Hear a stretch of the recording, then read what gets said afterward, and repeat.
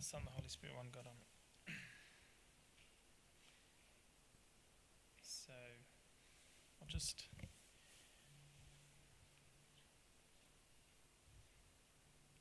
talk about Genesis chapter 33. You're 33. I'm assuming that means you've spent the last 33 weeks on Genesis. Okay. That's a long time. It's almost a year. So I'll just talk a little bit about this passage. He gave me this passage, this chapter, and I thought I'd go and have a look at the ancient Christian commentary about this particular chapter. Fortunately for me, there was almost not a single comment any of the fathers made about this particular chapter, so that's good to know. What does that really tell us about reading the Old Testament? Means that the fathers focused on some passages more than others. Some of the passages they found had a lot more inspiration, and that for us is a lesson for us about how we read the Bible. That when we read the Bible, it's not for knowledge, but it's for divine revelation and vision. And the fathers, even when the one father who spoke about this, when he talks about this particular chapter of Jacob making peace with Esau, he really interprets it in a very spiritual way. He doesn't focus on the literal events, but really what they tell us about God in a spiritual way. And for us, I think the message is that when we read the Old Testament in particular, the literal events that we read are not to be obsessed over. The facts, the places, all of those things, they're not the most important thing to be gleaning from the text. If we obsess, and some people do obsess over, what this means or where this was or blah, blah, blah, it's actually spiritually meaningless to us. For some people, they will, for example, trace Jacob's journey through archaeology and prove all of the things. Oh, that means this is true because, he passed through this place and he passed through that place, and so great. So that means, and that's what they spend their life doing, which is lovely as an academic field of knowledge, but it's not very helpful for us spiritually to understand anything about ourselves or to understand anything about God. Or they will, look at Noah's Ark and they will say, oh, let's find the actual ark on Mount Ararat and which mountain it actually stopped on, and all of those things, even though no one's ever found the ark. But that's what we obsess over, whether it actually happened in this place or that place. And I think that's fine to do that, but turning the Bible into kind of like an academic exercise. And these things don't edify us spiritually in any way at all. And it's the same thing with our whole spiritual life, actually. The physical things are meant to remind us of spiritual things. So when we come to church and we do the sign of the cross, is that meaningful? Except insofar as it reminds us that we are in the presence of God. It reminds us that the power of the cross overshadows us and protects us from all attacks of Satan. The movement with the hand doesn't mean anything. Sometimes we learn the movements and we learn the bows and we learn the physical acts. They don't mean anything unless the physical things take us to the spiritual things. And this is the same way in all of our worshiping and everything. The physical acts remind us of a spiritual truth that is before us. When we take off our shoes to come for communion, does it really make a difference to God? No. But what does it do for us? It reminds us that the place where we stand is holy ground. So the physical act of taking off our shoes reminds us of a spiritual truth before us, that God is here. And when God is here, as he said in the Old Testament, take off the sandals off your feet because the place where you stand is holy ground. And I think for us, we have to understand that with the Bible, it is the exact same thing. The literal words are just that. the literal words. St. Paul says in Corinthians, he says, "Clearly you are an epistle of Christ, written not with ink, but by the Spirit of the living God, not on tablets of stone, but of flesh, that is the heart." So it's not just ink, it's not just stone. It's the Spirit of God that infuses all of these words in here. Without that divine Spirit, they are just words, they don't mean anything. But because they are divinely inspired, these words, these literal words, teach us spiritual truths. And Christ says, or as the prophecy says, "I'll put my law in their mind and write them on their hearts." And so for us, when we read the Bible, when I read it, it's different for when you read it, because it's written on my flesh, on my heart. So when I read this Bible, my truth, what this objective truth means for me is very different than what it means for you, because it's the Spirit of God which infuses the words. It's not the words. If we all read it and it was the words that were important, the literal words, then we would all have to have take the same thing out of it. But these words are inspired by God himself, and therefore these literal words teach us spiritual truths. And for that reason, the literal words themselves that we read today, they change depending on context. In the Old Testament, the people were barbaric and they were violent. And so the understanding of God was tribal and violent. And God dealt with the people as they were. And so the way that they related their dealings with God are infused with their context. That's why you hear about wars and violence and all of these things in Genesis in all these places, because the people were writing in their context. When we are removed from that context, the Spirit infuses the words with power to teach us divine truths about God regardless of our context. We can't go back and say, "Oh, okay, we're stuck in their context and this is what it means." No, what it means for us today is something completely different. And so I think we'll just talk a little bit about some of this. We'll talk about Jacob's return and a few comments about Jacob, because as you've probably heard from other speakers, is Jacob does some funny things. Jacob really screws his brother over, actually. His brother was meant to be the first, and Jacob takes from him. Importantly, to note that the Bible makes no judgment on his behavior. The Bible doesn't say that what he did was right or wrong. He was lying. And his mother, Rebecca, who is praised throughout the Bible, was lying. And they covered him in whatever it was, goat skin, so that they pretended that he was Esau, so that he would receive the blessing. This doesn't really make a moral judgment about the rightness or wrongness of his behavior. And when we look at the literal words themselves and we get caught up into what Jacob did was wrong, and we kind of miss the spiritual message that is trying to be told here. And that is that God chose Jacob rather than Esau. And Jacob was favored and Esau was not favored.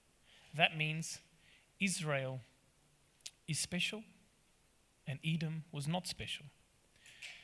Why did God choose Jacob? Because he lied and he cheated? Not at all. He chose Jacob because God, who knows the heart, knew Jacob, loved him, and was loyal to him. And Esau didn't love him, and Esau was not loyal to him. If you read in Romans chapter 9, it says, "At that time I will come and Sarah shall have a son." And not only that, but when our mother Rebekah conceived by one man, even our father Isaac, for the children not yet being born, nor having done any good or evil, that the purpose of God according to election might stand not of works, but of him who calls, it was said to her, "The elder shall serve the younger," as it is written, "Jacob I have loved, but Esau I have hated." So Jacob was chosen before he was conceived in the womb. And why does St. Paul make mention of this passage in the New Testament and take it out of context? Why does he do that? St. Paul is telling us the promise of God is not to Israel because they do the law. God chose us even before we had done anything. God, St. Paul says, I was called, from my mother's womb. From my mother's womb, I was called and called to preach the gospel. And so it's not based on the law, not based on anything that we do. It's not based on the physical acts that we do. Israel was not blessed because they followed the law, but on following who the law points to, Christ. And so Jacob was chosen because he loved God and because in him he reflected somebody who loved God, not just did the things that were required from the law. And St. Paul uses this and says, actually now the law or Christ is not for people who just follow the law. The law can't help you. Do the law whatever you like, it can't help you. But Jacob is chosen and is reflected of people who choose Christ through the law. And we look here in the last chapter as we come up to this one, we look at Jacob's love for God and why was he chosen. It says that he wrestled with God and prevailed against God. What is the divine truth here? We'll say, well, how can Jacob wrestle with God? Could it happen? God doesn't have arms or feet to wrestle with.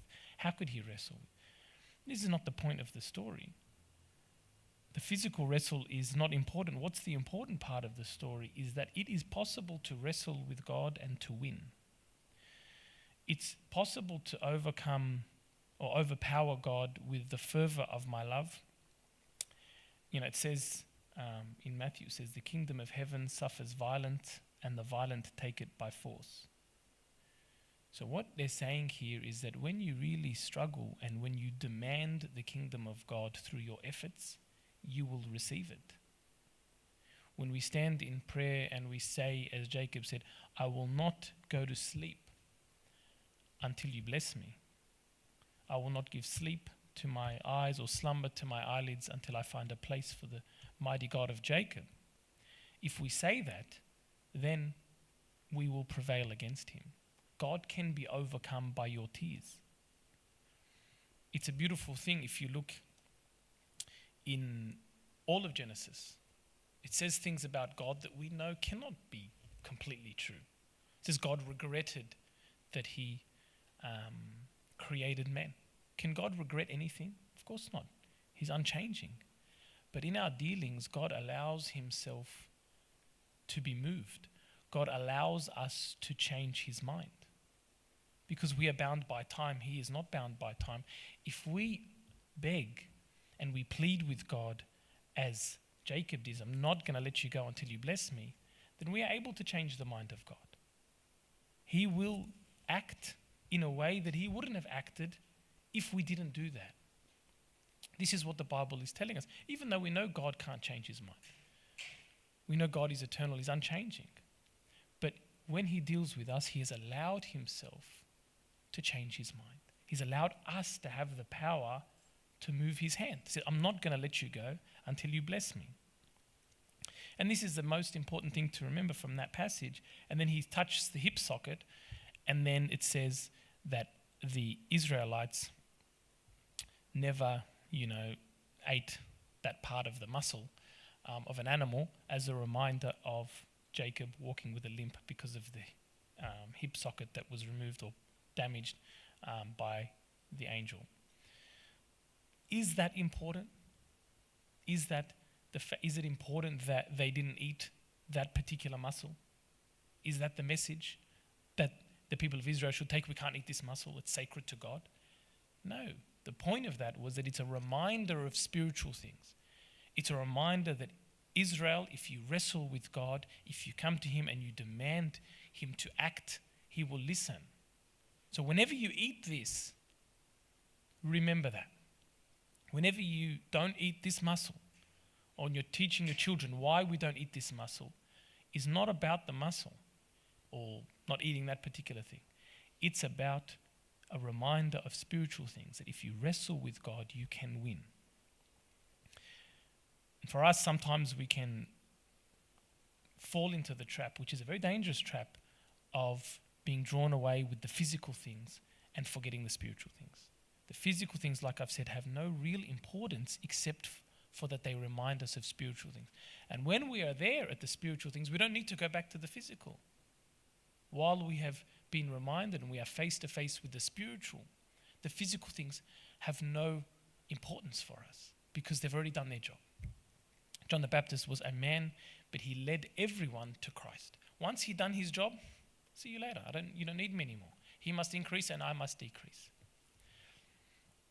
So now we come to chapter 33, and I won't spend long on it. Let's just read it together.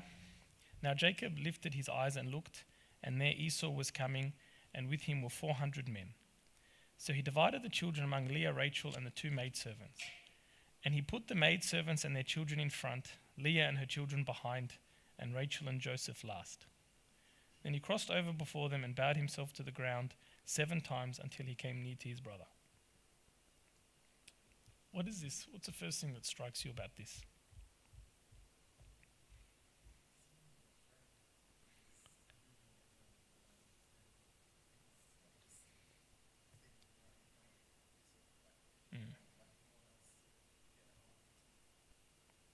But he put them in order. No, I don't going to wonder about the order that he put them in.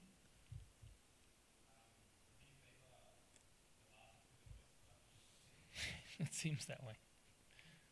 Does seem a bit unjust, doesn't it? Like if you were looking at this from a pure literal perspective, Jacob seems like a very, harsh guy. He's got all his kids at the front, the ones he doesn't love as the most, and he's got Rachel and Joseph at the back. Is like, well, if they get through those ones, hopefully by the time they've killed them, they've gotten over it by the time to get to Rachel and Joseph. It does seem like a bit strange that he would do that. But once again, we've got to remember that the Bible makes no judgment, and we're talking about people who are primitive, and it was normal that one would preserve what was most dear to them. And this was Rachel and Joseph. That was the most dear to him. But even more important, notice that Jacob went before them all.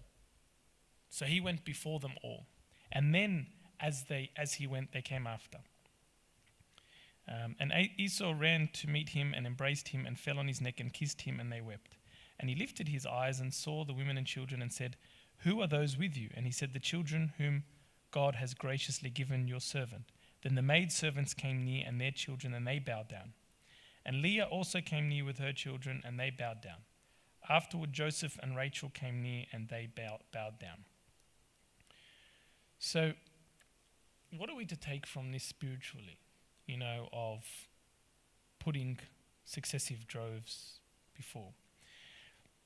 I think there's a spiritual truth here that we have to understand, that the things that we sacrifice for God comes in succession. It doesn't come all at once. Every one of us is different. And this is why we can't ever judge anyone else. Because what is easy for me to sacrifice may be very hard for somebody else to sacrifice. If you read about Abraham and Isaac, why did this story take place of him sacrificing his son? Well, to teach us about Christ and his sacrifice, but also that Abraham sacrificed the thing that was most dear to him. God doesn't ask us to sacrifice our child, but that story is included in the Bible to remind us that Abraham was capable of sacrificing the thing that was most dear to him. And for us, as we come to God and we stand before him, we have to ask ourselves, what am I willing to sacrifice?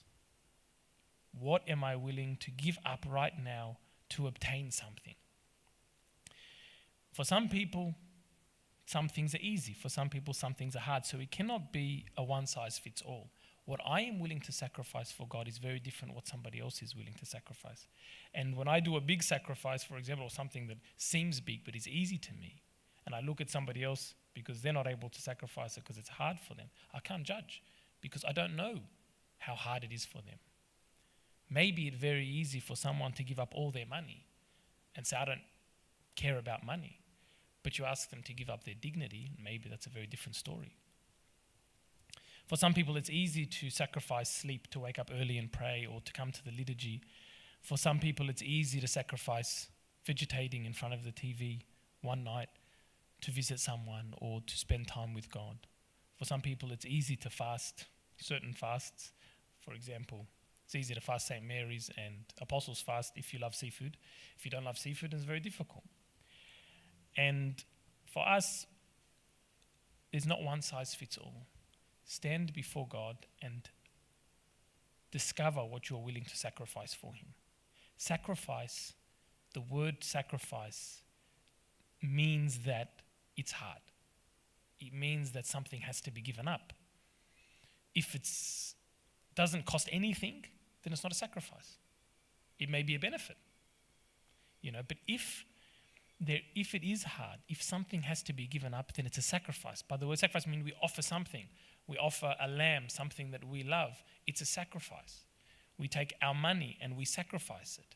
Things that have some value to me, I sacrifice it, I burn it, I offer it. That's what the Old Testament talks about, sacrifices. And for Jacob, what he's teaching us here is that there are successions of sacrifice. And when I come to God and I sacrifice something small, I will receive a small reward.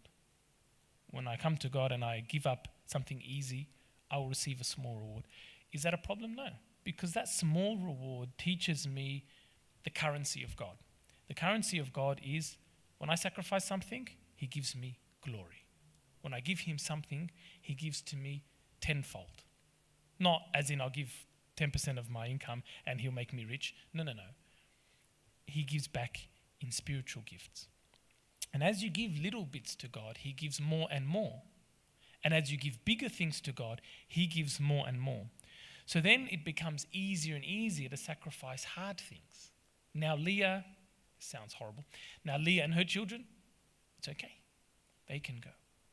Until finally Rachel and Joseph, I'm willing to sacrifice, as Abraham was even willing to sacrifice his only son if God asked. And for the saints, this is something that they beg God for. They say to God, show me what more I can sacrifice. I'm willing to give up everything because I know that the currency of God is if I give it up, I will get a lot more back. And so they don't count the cost. They say, God, whatever you ask, I will sacrifice. Whatever you desire from me, I will offer it to you. The only way to do this is if I have the reward in front of me. If I don't see the reward, why would I ever do it? People who study, when I first started studying in my life, I never did well in school. And then when I first started studying, I did a little bit, and then I got a good mark. And then I was like, the feedback mechanism from that, encouraged me to study more. And then I kept going to more and more study to get better and better marks. But I had the reward in front of me always. People who go to the gym have the reward in front of them always. They either see other people at the gym looking very good, or they have pictures put up of, people that look good. And they see the reward that is before them. Because they can see the reward, they're willing to sacrifice. The problem with us spiritually is we don't actually see the reward because we've never even done enough. We've never sacrificed enough to taste and see that the Lord is good. But the people who have tasted and seen that the Lord is good never count the cost of the sacrifice. And so I think it's for us, the saints, they know the currency of God. They have worked with God time and time again. And so this is why they sacrifice everything and run to the desert. This is why they can sacrifice their freedom. They can sacrifice their money. They can sacrifice, the ability to do, if you've gone to see the monks, especially when they were novices, they're grown-ups, they're grown men, and they have subjected themselves completely to another person. Tell you a funny story. When I was at the monastery, maybe I've said it before, I was at the monastery and I was with some monks and they're talking about how they were novices when they were brothers. And they said, oh man, the best day was, after we're here for a year, and then Abuna took us out to renew our licenses, and he took us to McDonald's. That's what they said to me. I said, that was a good day? He took you to McDonald's? You're a grown man. I said, Gosh, I could never have done that. I'm going to go to the monastery and then I'm excited for my abuna to take me to McDonald's. That's like humiliating. And that was their joy, that they sacrificed their freedom. They employed, they had money, they had everything, and yet they'd go to the monastery and subject themselves to someone who told them when they could eat and when they could drink, and what they could eat and what they could drink. Who would do that? Why would you do that? Only someone who has tasted and seen that the Lord is good. And so think about it in your own prayer life, today and whenever you pray. What can I offer you, God? Don't try and offer bigger things than you can, because everything has to be offered in its own time. If you try and sacrifice before the love of God, compels in you a desire to sacrifice it, you will just be annoyed. Let me give you an example. If you say that you are never going to watch TV again, that's it, TV's done, I'm done, never going to watch TV again, for the sake of you, God, what are you going to do instead? You're going to sit at home at night and you're going to go, I'm going to pray. You're going to 5 minutes later, you're going to what am I going to do? You're going to sit around and you're going to be bored, you're going to do stupid stuff because you have nothing to do. So you cannot make a big sacrifice until the love of God has equaled that. Do you know what I mean? People will say they want to fast till 6 p.m. I'm not going to eat till 6 p.m.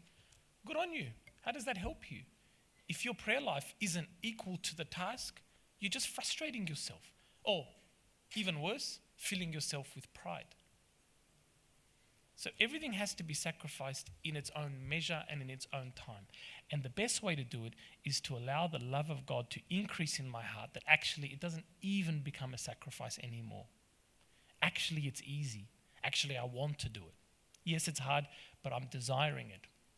And then it's sustainable. And then slowly, from the maidservants to Leah to Rachel, it becomes easier and easier because I know that God is rewarding me more and more. So we'll continue reading. Yeah, sure.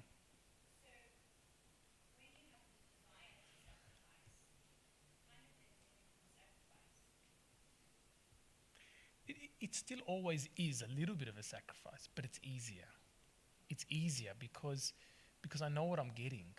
Like you ask someone, to sacrifice their time to go to the gym or study, it's easier after a while because I see the reward. It still always is a sacrifice because I'm pushed to higher and higher levels. I just push myself more and more because I'm willing now to sacrifice so much because I can see the gift that God gives me.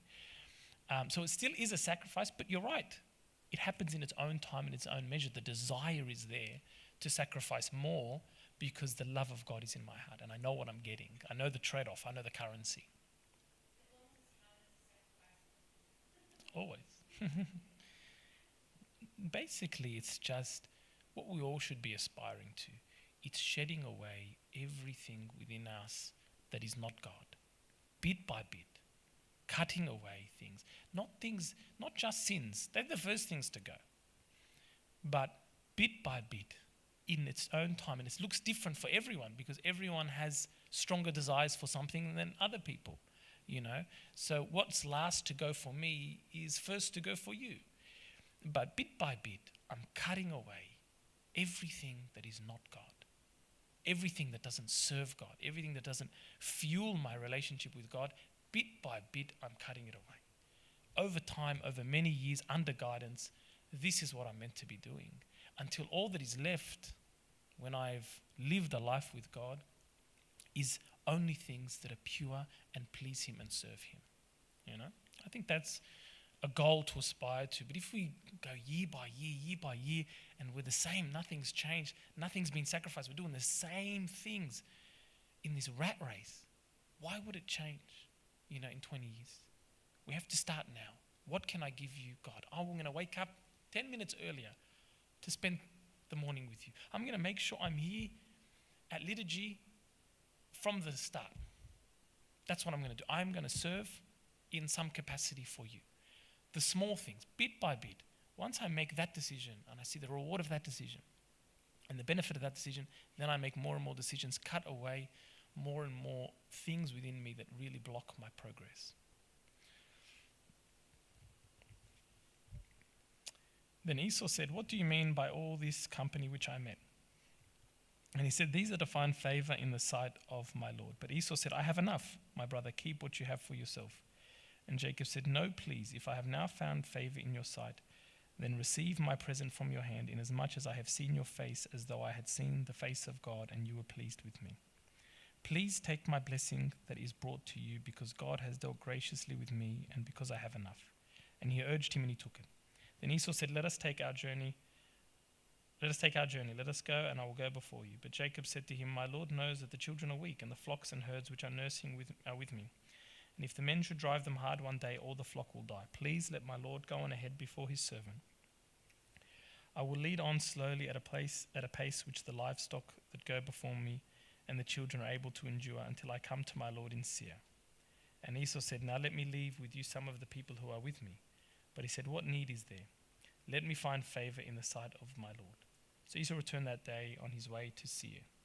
And Jacob journeyed to Succoth, built himself a house, and made booths for his livestock. Therefore the name of the place is called Succoth. Then Jacob came safely to the city of Shechem, which is in the land of Canaan, when he came from Paddan Aram, and he pitched his tent before the city, and he bought the parcel of land where he had pitched his tent from the children of Hamor, Shechem's father, for 100 pieces of money. Then he erected an altar there and called it El Elohe Israel. So we see here the power of reconciliation. We see here the power of an offering to another person to appease their anger. And one thing that we always have to remember is, if you have bitterness or hatred in your heart towards another person, you are cut off from God. There's no way around it. You cannot hate someone or be jealous of someone or angry with someone or unforgiving of someone and expect that God will ever hear your prayer. It's impossible. And this is why when we finish the gospel, we pray the prayer of reconciliation. So before we even get into the liturgy, before we even get into the main part of the liturgy, search your heart and see what is in there. Having hatred or bitterness or unforgiveness is not the worst thing if I acknowledge it. If it's there and I've justified it, and I have, said, I'm angry with this person, but because A, B, and C, then that is unforgivable. But if I have hatred in my heart because someone has really wronged me, I said, God, I know this is wrong. I want you to take it from my heart. Then it's no problem. It's actually not even sinful, because a feeling cannot be sinful if it's not voluntary. So it's not even sinful, the feeling in my heart. I'm not actually committing a sin. If every time I have that feeling, I say, God, I'm trying, help me. That's not a problem. That's something we overcome through deep prayer and repentance. But to be angry with someone and have it justified in your heart is unforgivable. It cannot ever be accepted before God. When Christ talks about parables, he gives the most outrageous examples. So when he talks about the king, St.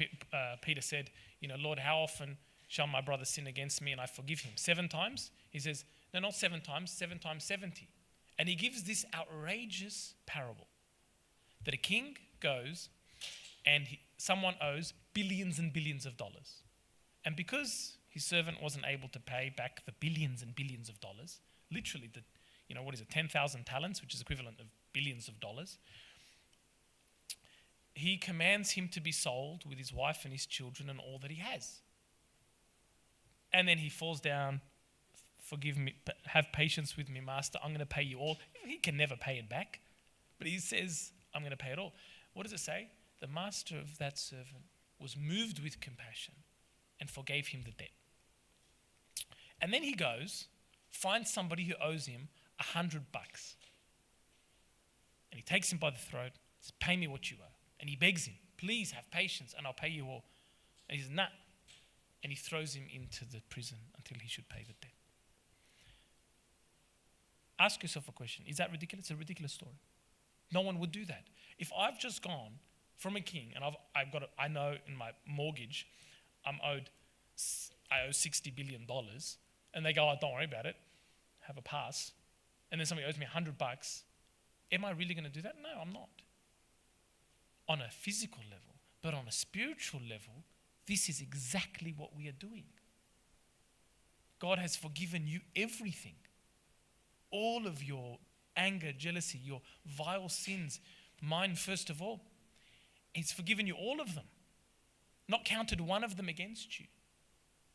And the person next to you who's committed nothing, a small sin. Why? Because they're fallen too. Because they're sinners too. And I can't let it go. And I justify it. This is unforgivable. We've done the same thing that's in the parable. So we have to remember that reconciliation here, what Jacob did, he offered and he sacrificed for the sake of reconciliation. He gave, he said, take them. I'm insisting. I've wronged you. And because I've wronged you, take my flock, take all of these things to be at peace. So I have peace in my heart. So don't count the cost of reconciliation.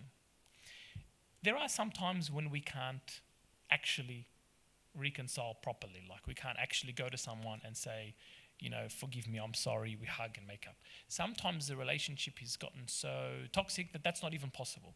That's okay, so long as there is no hatred in my heart. So long as in my heart, I love this person, I pray for them and wish the best for them. But if I can, then I do whatever it takes to be reconciled with someone. If there is, a bad friendship, I don't have to be friends with everyone, but I have to be reconciled. I have to have no hatred in my heart, and I have to not be doing something actively that causes other people to hate me. And if I have this clear conscience before God, I love everyone, I pray for everyone, I want the best for everyone, and, help me not to upset or wrong anyone, and I'm working hard not to do that, then my prayer is always accepted before God. There is nothing blocking my prayer, nothing to stop my prayer from rising up to heaven and God giving me exactly what I've asked for. I don't really have much else to say. It was a short chapter. If anyone has any questions about anything, I'm happy to answer any questions. Mm-hmm.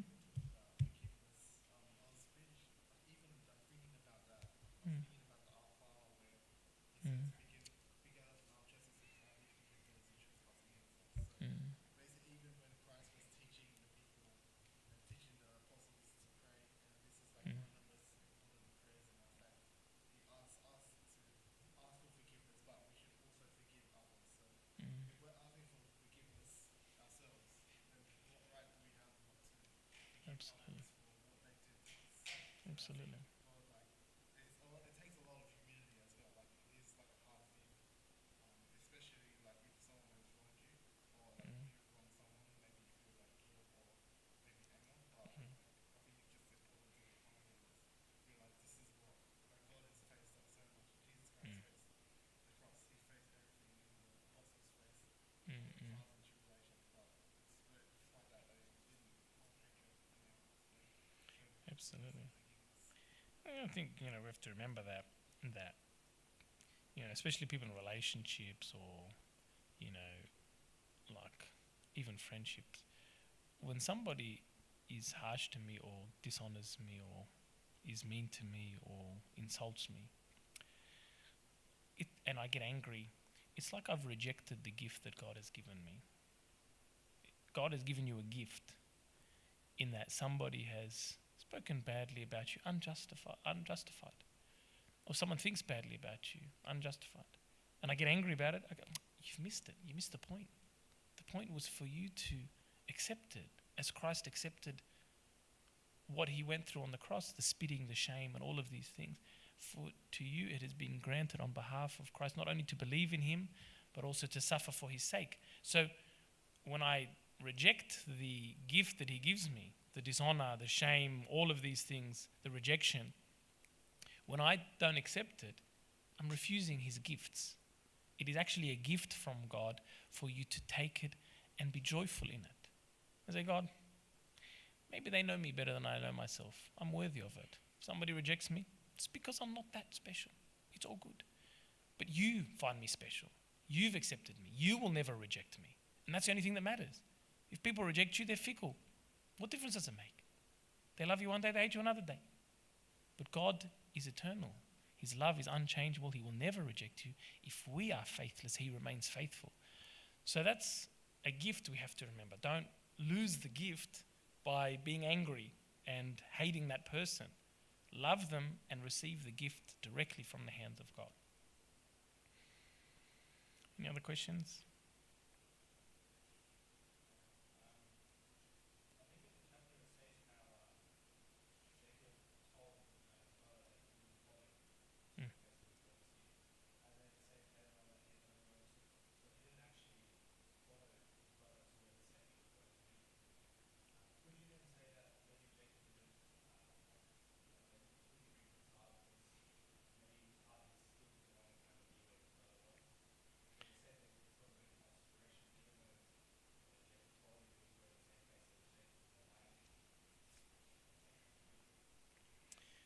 No, I wouldn't make that reading.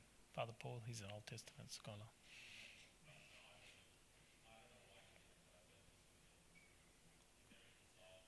Mm. Don't forget they have a lot. Esau was a lot, and Esau is representative of Edom, Israel's great enemy. Well, half enemy, half friend. And Mount Seir is the capital of Edom, I think. And so Esau went there, but Jacob went to a different part because Israel's inheritance was somewhere separate from Edom. And Israel was not allowed to share in Edom's inheritance, and vice versa. Maybe he followed him and then went to Succoth. Maybe he just took he went there and then they just skipped that step.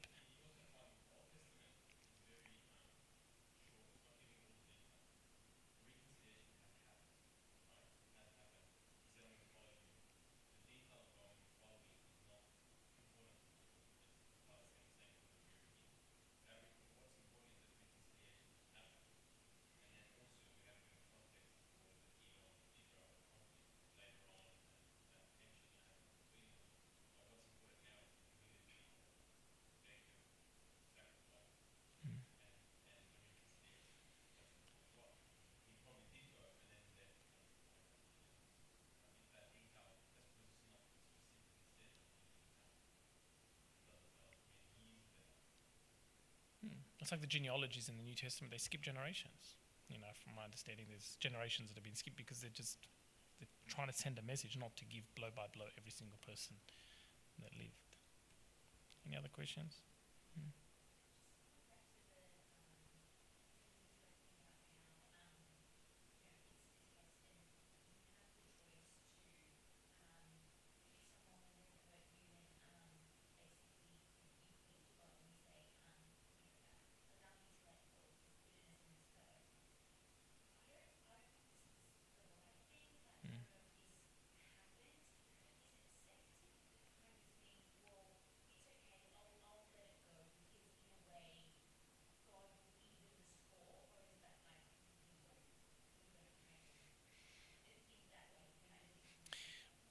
Well, if we do, it's maybe a halfway.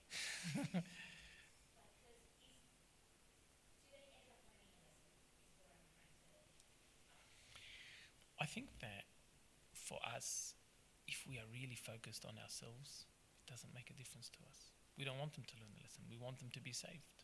We want them to discover God the way we have.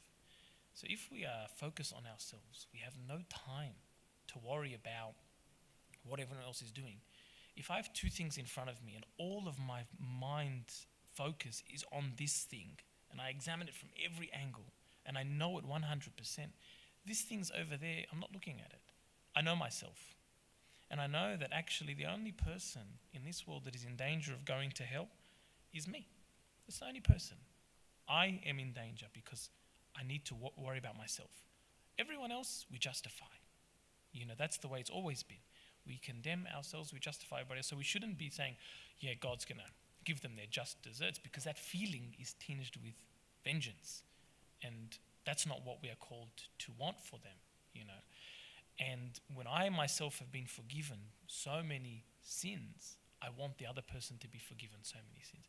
Now, it is a choice to acknowledge that I should be forgiving someone.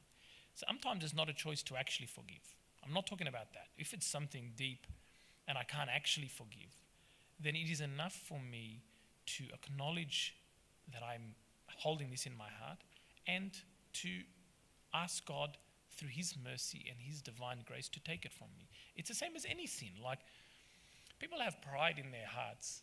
It's there, it exists. It's being triggered all the time in their mind. Something happens, boom, triggered. You know?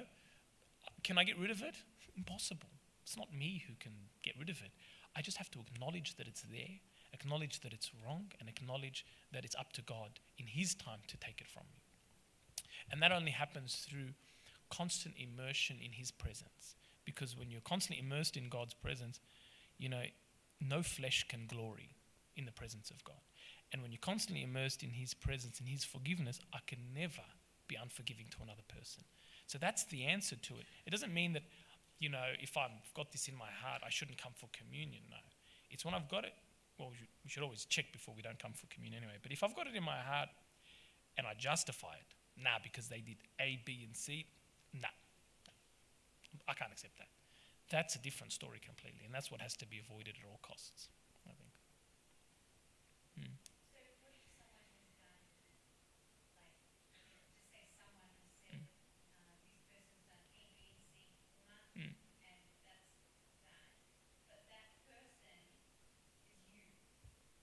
So what would you do then? Like, do you go and, so just say someone's, Oh, saying that about you and saying about you, yeah. and then what would you do then? Like, Mm. like if Yeah. you wanted to be righteous, say.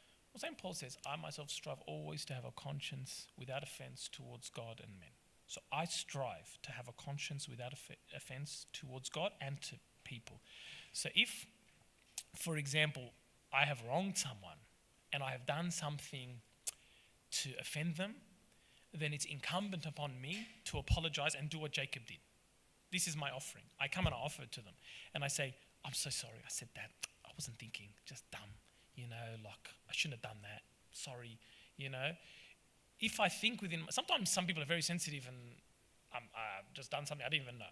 It's not my problem. I don't know. But if I feel convicted within myself, actually, it's a bit harsh with that comment, with that judgment. Actually, I did speak about them behind their back and they found out. Then I have to go and apologize, carry my shame and say I'm sorry, you know, and effect healing. Because this person, I'm not judging them, but they are losing their peace because of something I've done. And so I have to. What if you haven't done anything, but they're offended? Then- Still apologize? Yes, of course. If you know that they're offended, you apologize. Say, look, I'm sorry. I didn't mean to offend you. It was not my intention. I'm so sorry that I did. What does that cost me? Nothing. But if they insist, well, it's not my problem anymore. I pray for them that God gives them healing. I love them. I have no hostility because of their ongoing hostility. I've done everything I can to fix it and to reconcile. And what does Christ say in the gospel? He says, if you take 2 or 3 witnesses, they don't listen, take the church. If they don't listen to church, let them be to you a heathen and a tax collector. Does that mean I reject them and hate them? No, it means that the heathen and tax collectors, I want them to win them back. I want to win every sinner back to Christ. So it just means that, you know, I pray for them just like I pray for anyone else. So I don't think that there's anything for me to feel guilty about if somebody's offended at me, and even if I've done something wrong and apologized and tried and they never forgive me. And people come all the time, like, with generational problems, you know, like what I did to my kids or what I did to my friend this long time ago. I was a sinner and I did lots of bad things, and they can't let it go. So you have to let it go. You can't look back. There's no regrets. You're a different person now. Move on with your life. Pray for them, love them, do the best, and that's it. But always make sure that my conscience is clear towards God and to men. Any other questions?